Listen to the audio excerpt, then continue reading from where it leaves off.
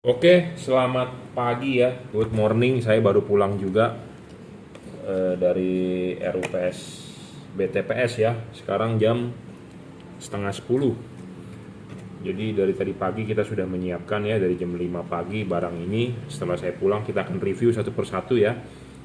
Eh, untuk low beam Toyota Fortuner VNT Turbo. Ya, untuk low beam Toyota VNT Fortuner Turbo dia menggunakan proyektor H11 ya, halogen H11. Nanti kita akan gabung reviewnya dengan BRV. Jadi satu paket ya dengan BRV. BRV itu Honda ya, sama kelasnya proyektornya H11 halogen ya.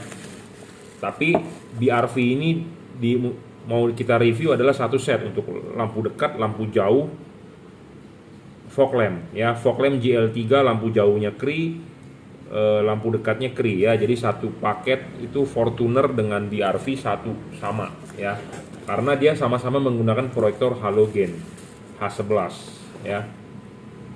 Ini untuk Honda Freed H4 ya, Honda Freed cuma satu tipe, nggak keluar lagi yang baru. Tapi di Jepang udah keluar yang baru ya, di Indonesia belum ada ya. Nah ini satu lagi buat Mobilio yang first generation, fog lampnya GL3 H11, headlampnya H4 Cree ya. Jadi Mobilio dengan Honda Freed ya. Kita akan review dulu satu persatu ya.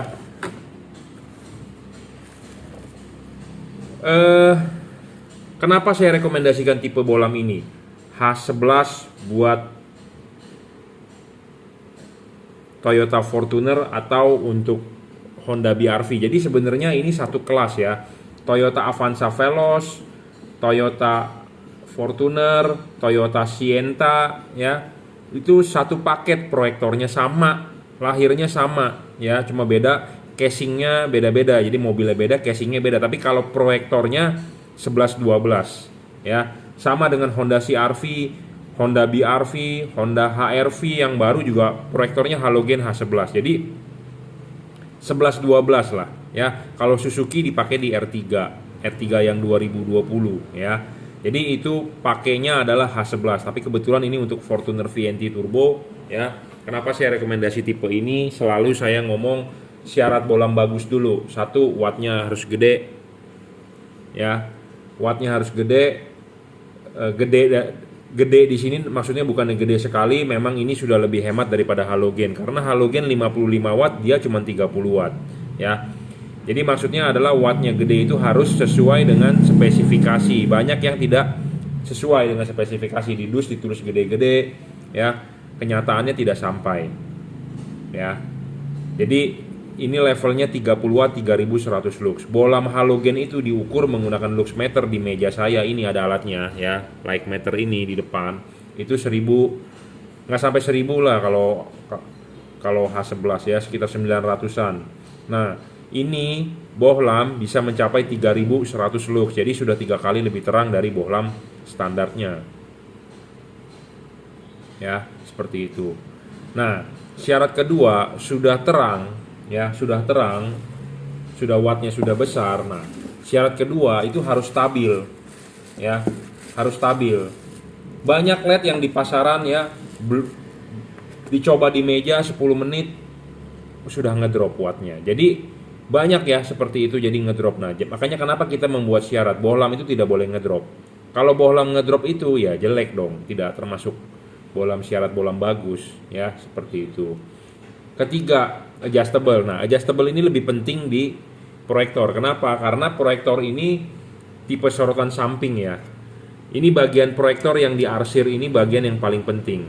Reflektor bagian atas ini reflektor paling penting. Kenapa? Untuk memantulkan cahaya ya. Sedangkan LED ini harus dipasang di sorotan samping. Apa itu sorotan samping?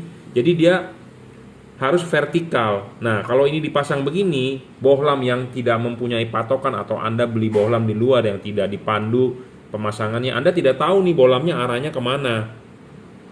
Sedangkan bohlam yang di H11 itu dia harus vertikal. Apa sih itu vertikal? Ya harus seperti ini. Jadi di sini ada garis patokannya harus vertikal. Kenapa? Karena vertikalnya dia adalah vertikalnya ini. Jadi harus vertikal. Jadi kalau ini dipasang horizontal, ini juga horizontal garisnya. Ya.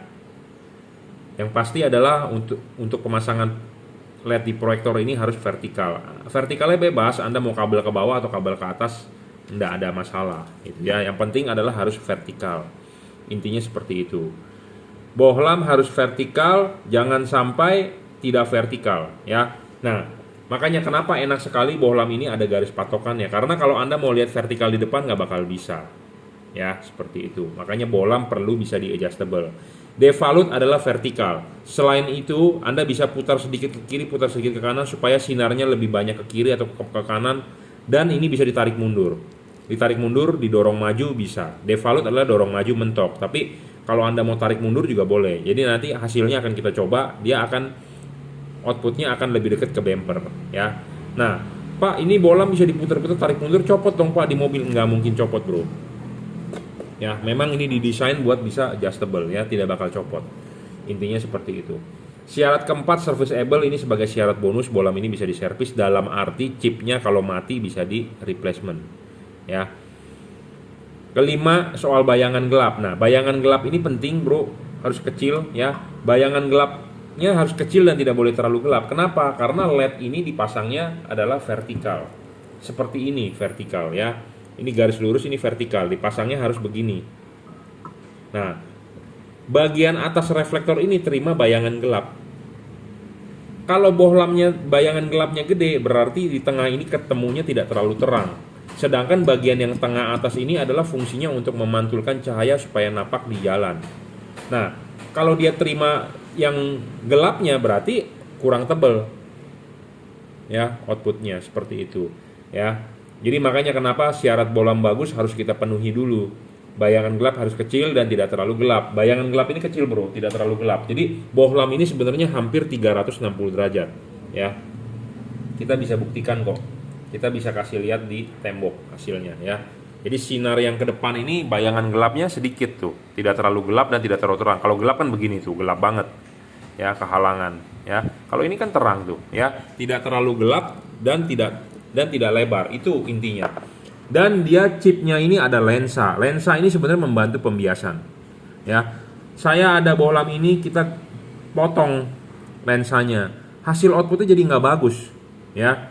Makanya ini ada lensa, ini ada tujuannya. Jadi si chip ini ada lensa, ada tujuannya, bukan sembarangan. Ya, seperti itu. Nah, syarat ke-6 adalah tidak storing. Bohlam tidak boleh storing. Storing ini dalam arti tidak mengganggu radio mobil Anda. Ya, banyak LED yang mengganggu radio mobil Anda. Jadi LED waktu nyala radio mobil Anda suaranya mengecil. Ya, mengecil, kersak-kersak segala macam. Yang parahnya adalah mengganggu komponen kerja elektronik mobil Anda, sensor-sensor ya, throttle body. Jadi waktu lampu nyala kok digas, lemot ya. Nah, itu storing. Bohlam ini tidak storing, dijamin ya. Karena udah ada uji cobanya. Nah, syarat ke-7 soal pendinginan ya, penting. Bohlam ini juga sudah double cooper, sudah bagus. Ya, tidak, pendinginannya oke lah. Kipas juga gede, ball bearing ya, dia ada siripnya. Apa sih kelemahan proyektor? Proyektor itu outputnya memang tipis bro, saya ngomong apa adanya ya. Mobil yang menggunakan proyektor outputnya tipis, tapi keunggulan dari proyektor adalah outputnya lebar. Outputnya lebar, ada cut off pattern, jadi ada garisnya ya. Keuntungan pakai proyektor tuh itu, dia ada garisnya, outputnya ya, seperti ini akan kita demokan ya. Outputnya adalah lebar, cuman memang pakai proyektor outputnya tipis. Tapi LED ini sudah 3 kali lebih terang daripada halogen standar, mestinya udah lebih terang ya.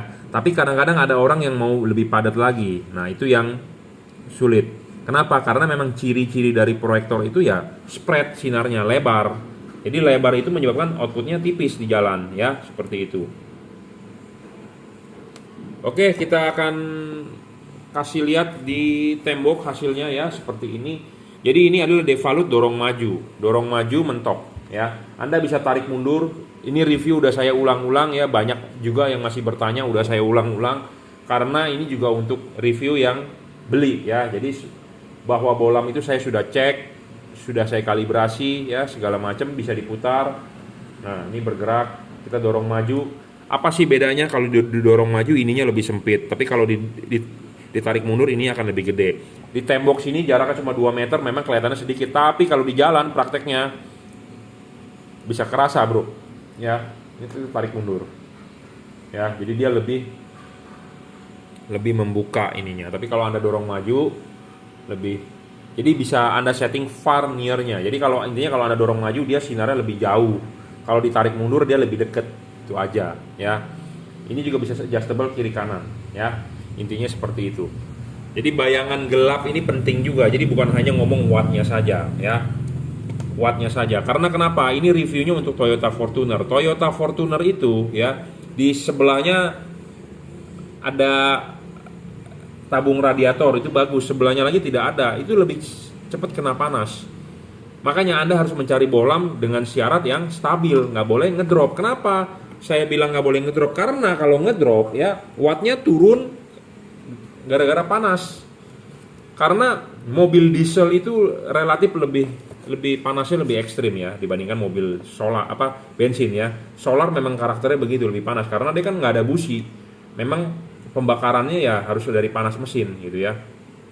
Memang semua mobil panas, cuma maksud saya adalah mesin diesel pasti harus lebih panas pasti hasilnya lebih panas dibandingkan mesin bensin ya, seperti itu, dan getarannya tinggi biasanya. Walaupun mobil zaman sekarang sudah injeksi, tapi namanya diesel ada lebih getaran. Nah, makanya kabel ini sudah dirajut oleh nilon tahan tarik ya, driverless. Jadi ini tinggal colok soket saja. Kalau begini coloknya nggak nyala ya dibalik, jangan komplain dulu ya. Dia tanpa driver, jadi Anda tidak perlu pusing-pusing ngikat driver ke kabel atau kemana ya. Kalau Anda nggak ikat, ya dia akan goyang seirama dengan jalanan ya, jalanan rusak, getaran mesin. Kalah bro di sininya. Biasanya kalah kalau yang ada drivernya. Apalagi yang belum dirajut. LED ini sudah dirajut, jadi Anda nggak perlu khawatir ya. Jadi sama untuk Honda BR-V pun begitu juga ya. Honda BR-V pemasangan juga tinggal PNP ya, sama. Tinggal colok, tidak ada yang ribet. Kalau nggak mengerti bisa WhatsApp saya 089826938838. Habis ini akan kita kalibrasi ya, kita akan mengukur tingginya ini. Misalnya kalau ternyata jarak mainnya terlalu banyak, ya akan kita gerus. Kenapa sih kok si Jungki selalu ngomong kalibrasi gini loh? Ini LED namanya buatan pabrikan. Pasti quality controlnya ada yang meleset atau ada yang lewat. Jadi sama seperti kalau Anda bikin plastik ember, pasti ada bagian yang istilahnya pinggir-pinggirnya itu bagian-bagian ampas lah. Kalau Anda main baju, main konveksi, pasti kan ada suka bagian yang lebih-lebih gitu, benang, dicabutin benang ya, cabut benang namanya. Nah sama di LED ini juga begitu. Kadang-kadang bro, chipnya ini geser. Nah, kalau geser gitu kita bisa main dari dudukan ini ya. Ada yang bisa kita gerus karena ini kan adjustable, enak sekali ya. Makanya bolam yang keluar dari saya pasti saya akan cek dan recheck ya. Tujuannya apa ya? Supaya hasilnya maksimum. Ya, kita namanya mengkonversi dari halogen ke LED, pasti kita harus menyesuaikan LED-nya itu terhadap halogen ya. Jadi kita harus maksimalkan hasilnya ya. Ada harga, ada kualitas. Memang harga yang saya jual ada yang orang bilang si Jungki untungnya besar, tapi enggak juga ya. Barang ini semua ada garansi dari distributor. Jadi kalau ada distributor saya lebih safe. Kenapa? Karena ada rusak pun kita tukar ke distributor, seperti itu. Distributor pun juga pasti nggak rugi, pasti dia akan tukar ke importir. Nah, untuk yang Honda BR-V ya, saya akan review lebih lanjut. Jadi Honda BR-V tadi menggunakan H11 ya, H11 untuk low beamnya karena proyektor ya, udah kita review ya. H11 buat Honda BR-V low beam bagian lampu dekatnya. Nah sekarang kita akan mereview lampu jauhnya ya. Lampu jauhnya menggunakan HB3 9005. Apa keuntungan HB3 ini buat Honda BR-V ya? Tadi kalau yang Kri kita sudah jabarkan ya, sama kelasnya untuk Toyota Fortuner, Toyota Avanza Veloz, Toyota Sienta, Honda BR-V, CR-V ya. Proyektornya 11-12. Nah, sekarang untuk lampu jauh. Nah, lampu jauh ini keunggulannya pakai tipe ini adalah bisa disetting float atau spot. Ya. Bisa disetting float atau spot. Artinya apa? Ya, ini contoh reflektor ya, HB3 menggunakan lampu jauh. Ya, kita pasang dulu, masukin ke dia punya dudukannya ya. Kalau sudah masuk, kalau belum masuk jangan dipaksa, Bro. Ya, jangan dipaksa. Nah, kita harus setting dia vertikal ya. Setting vertikal, ini bolam bisa ditarik mundur, bisa diputar ya, bebas 360 derajat. Makanya saya bilang enak sekali ini bolam ya. Kita bisa putar, kita bisa yang default adalah vertikal. Vertikal ikuti garis paduan reflektornya. Ya, karena reflektor diamond cut ngomongnya ya, multi reflektor itu ada tujuannya dia bikin garis-garis ya. Makanya dia harus vertikal, tegak lurus ya. Nah, kita akan demokan nyalanya apa sih bedanya kalau kita ngomong float atau spot gitu ya. Selalu kalau yang bertanya HB3 keuntungannya LED ini, kita bisa ngomong float atau spot. Banyak orang yang belum paham. Nah, ini artinya ya. Belum tentu bolam-bolam lain bisa ya. Bolam lain mungkin putar bisa tapi tidak bisa tarik maju mundur ya. Ini bolamnya di tembok ya, Anda lihat hasil outputnya ya. Bohlam ini kita bisa setting begini tuh, bisa diputar ya, macam-macam. Nah, misalnya kalau ini seperti begini, kita bisa dia tarik mundur. Nah, tarik mundur dia akan lebih membesar. Kalau kita dorong maju dia akan lebih mengecil ya. Jadi intinya dia bisa lebih jauh, bisa lebih dekat seperti itu ya. Jadi maksudnya bukan lebih jauh, lebih dekat. Jadi kalau Anda settingkan dia nitik, dia sorotan akan lebih jauh. Tapi kalau Anda buka namanya float. Nah, float ini jadi artinya lebih dekat sorotannya tapi dia lebih melebar ya. Nah, Anda suka yang mana? Ya, Anda setting aja sendiri. Bisa kok ya. Anda butuh panduan saya juga, Anda silakan WhatsApp ya. Jadi intinya enak sekali lah. Makanya kenapa saya bilang bolam ini bisa disetting float atau spot. Ya, seperti itu. Dia full adjustable, tarik, maju mundur, putar ya. Makanya kenapa saya selalu bilang syarat bolam bagus, satu ya, saya ulang lagi, watt dan luxnya harus gede. Level wattnya dia 30 watt, 3100 lux ya. Kedua, dia harus stabil. Bolam ini stabil, Bro, tidak ngedrop, dijamin. Syarat ketiga adjustable, tadi kita sudah buktikan. Syarat keempat adalah serviceable. Ini bisa, bolam ini bayangan gelapnya kecil, iya. Tidak storing, dijamin tidak storing. Pendinginan oke ya.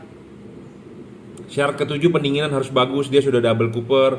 Kabel ini sudah dirajut oleh nilon, tahan tarik ya. Kalau kabelnya masih menggunakan kabel biasa kayak handphone begini, karet ya, di ruangan mesin itu panas, Bro. Lama-lama getes ya, getes. Dan biasanya kalah nih di belokan-belokan sini nih. Nah, kalau di lampu LED, kalau yang belum dirajut, kalahnya di mana? Di sini nih ya. Kenapa? Karena dia panas. Suhu ruangan mesin panas, Bro, 90 derajat ya. Apalagi kalau siang hari Anda jalan macet, panas ya. Ada driver lagi, drivernya nggak diikat atau ikatnya terlalu kencang, ketarik. Pokoknya intinya merugikan. Kabelnya itu bisa kena. Makanya kenapa banyak orang bilang, Pak, kok jalanan rusak, LED saya mati, Pak, goyang-goyangin lagi nyala, bisa tolong servisin nggak? Nah, itu udah kayak begitu, udah ketahuan deh penyakitnya di kabel ya. Nah, makanya ini udah dirajut oleh nilon, driverless, sangat enak, Bro. Honda BR-V lampu jauhnya itu ada tutupnya kalau nggak salah ya. Kalau yang lampu dekatnya tidak ada. Nah, ini ada tutupnya, nggak ada driver ya, tinggal masukin aja ke dalam semuanya, tinggal colok, selesai. Kalau ada drivernya, Anda mesti ngiketin drivernya. Kalau bisa dimasukin enak, kalau nggak bisa dimasukin, drivernya taruh di luar, tapi ada tutupnya gimana? Mesti dicoak. Reflektor Anda dicoak ya. Rumah lampu Anda dicoak, driver taruh di luar. Nah, kalau dicoak-coak begitu kan istilahnya debu bisa masuk, air bisa masuk ya. Nah, ini yang PNP saja lah. Yang PNP itu artinya tinggal plug and play, tinggal colok, nyala, pakai, selesai ya, seperti itu. Nah, ini untuk lampu jauhnya Honda BR-V ya, HB3. Sebenarnya sama juga sih, di Toyota Fortuner juga, di Toyota Sienta juga HB3, Avanza Veloz juga HB3, di HR-V, CR-V, BR-V juga HB3. Jadi kelasnya memang kalau low beamnya proyektor H11, lampu jauhnya HB3 ya, seperti itu. Jadi ini level wattnya adalah 30 watt, 3100 lux. Ini terang sekali, Bro ya. enak, bisa disetting spot dan float, intinya itu ya. Pemasangan juga tinggal PNP, tidak ada yang potong-potong kabel, lebih hemat listrik pasti ya. Oke, kita lanjut ya. Ini untuk fog lampnya Honda BR-V juga. Jadi fog lampnya saya rekomendasi tipe JL3. Apa sih keuntungan JL3 ini? JL3 ini dia 3 warna ya. Saya review secara cepat, dia 3 warna. Chip dempet, sudah double cooper. Jadi ini merupakan bohlam 3 warna paling terang saat ini. Saya ngomong apa adanya, to the point, paling terang saat ini adalah tahun 2021. Mungkin di tahun depan ada yang keluar lebih baru lagi, lebih terang ya, mungkin saja ya. Pemasangan juga ini tinggal PNP. Anda bisa adjust ya, Anda taruh chip kuning di bawah atau chip putih di atas. Saya rekomendasi chip kuning taruh di bawah, chip putih taruh di atas. Kenapa? Karena supaya sorotan sinar kuning lebih jauh dibandingkan putih. Tapi kalau Anda mau putihnya yang di bawah, gampang bro, ini tinggal dibalik aja. Bebas kok, enak. Makanya kenapa syarat ketiga itu penting ya. 1 watt dan luxnya harus gede, levelnya di 30 watt, 3600 lux maksimum. Bohlam H16 itu cuma 500 luxnya, sedangkan dia 3607 kali lebih terang bro ya, 7 kali lebih terang. Dan Anda memakai ini kalau di rumah fog lamp Toyota Avanza dia akan sangat lebar ya. Tapi kalau di Honda BR-V kalau nggak salah lonjong ya. Jadi bentuk reflektor juga mempengaruhi sebenarnya ya. Lonjong ya, H11 pakainya H8 sorry, bukan H11 ya. Agak lonjong ya kalau BR-V. Tidak storing juga saya jamin ya. Ini pemasangan juga tinggal colok. Kalau begini nggak nyala ya dibalik, jangan komplain dulu. Driverless ya, saya sudah bilang ini sudah dirajut oleh nilon, ada keunggulan tersendiri. Pendinginan bagus ya, ada heatsinknya juga. 3 warna, bagaimana cara pakainya? Anda mau menyalakan ya nyalakan seperti biasa. Anda mau mengganti warna adalah mematikan saklar lampunya 1-2 detik kemudian nyalakan lagi ya. Jadi ini awalnya adalah warna putih nyalanya. Anda mau ganti warna, Anda matikan, nyalakan lagi 1-2 detik. Matikan, tunggu 1-2 detik, nyalakan kembali, dia akan berubah warna. Putih, putih kuning, kuning. Sama, dua-duanya pun akan begitu. Jadi mempunyai siklus sendiri-sendiri. Putih, putih kuning, kuning. Anda cara pakainya benar, tidak bakal error ya. Ini di dalam LED ini ada memori, jadi memorinya itu Anda bisa reset dengan mematikan 1 menit, dia akan reset ya. Putih, putih kuning, kuning. Putih, putih kuning, kuning ya. Seperti itu cara pakainya ya. LED ini awet ya, nggak perlu khawatir karena ini high quality, bukan barang abal-abal. Cuman memang ada cara pakai yang Anda harus patuhi. Bagaimana cara pakainya? Anda mau ganti warna, matikan saklar lampu Anda 1-2 detik, tunggu baru nyalain lagi ya, seperti itu. Oke, itu review untuk Honda BR-V ya. Oke, terima kasih.